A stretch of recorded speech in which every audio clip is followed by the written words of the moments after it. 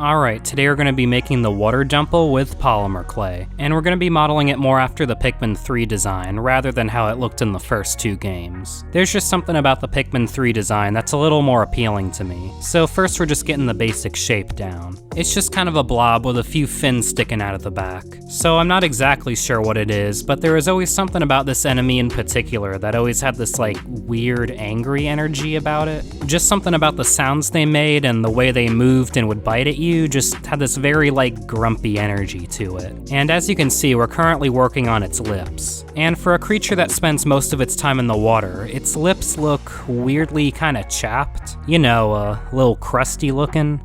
And here was probably the most time-consuming part, adding all of his little bumpy spot things. And now the only thing left to add is some color gradients. And if you saw my last couple videos, you'll know makeup is one of the easiest ways to do it. And there was something about this creation in particular that went by extra quick.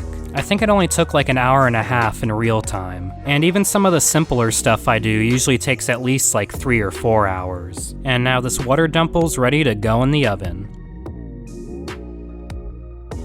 And there it is, the finished Water Dumple. Also in the comments, I'm gonna be linking a playlist of all my other Pikmin clay models, because I've done quite a bit at this point. Anyway, feel free to like and comment if you enjoyed, and subscribe for more content. Peace.